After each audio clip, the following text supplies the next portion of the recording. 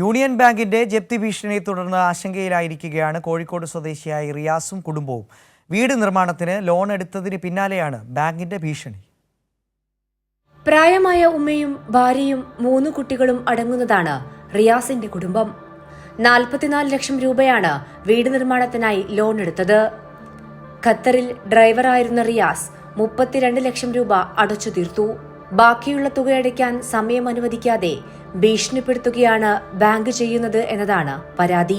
2 പെൺകുട്ടികൾ ഉൾപ്പെടുന്ന കുടുംബം. ഇറങ്ങിപ്പോവാൻ ഒരു സ്ഥലവുമില്ല.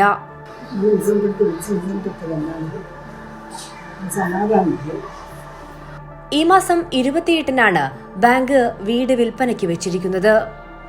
ബാങ്കിന്റെ ഭീഷണി കാരണം ഖത്തറിലെ ഡ്രൈവിംഗ് ജോലി മതിയാക്കി വീട്ടിലെത്തിയതാണ് റിയാസ്. ഇനി എന്ത് ചെയ്യണമെന്ന് അറിയില്ല.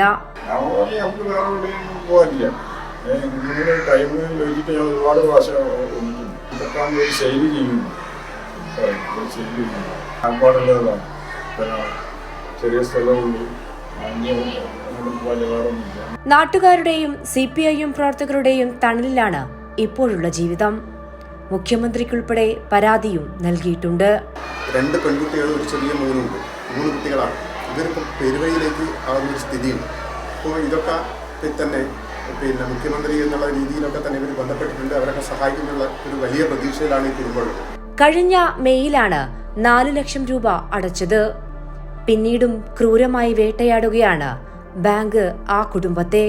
പ്രായമായ ഉമ്മയെയും ഒപ്പം ഭാര്യയെയും 3 കുഞ്ഞുങ്ങളെയും കൂട്ടി എവിടേക്ക് ഇറങ്ങുമെന്നറിയാതെ ആശങ്കയിൽ നിൽക്കുകയാണ് റിയാസ്. ബാങ്കിന്റെ ജപ്തി ഭീഷണിയിൽ വിറങ്ങലിച്ചു നിൽക്കുകയാണ് ഈ കുടുംബം.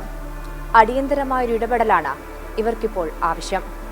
ക്യാമറാമാൻ KT ഹബീബിനൊപ്പം മേഘമാധവൻ, കോഴിക്കോട്.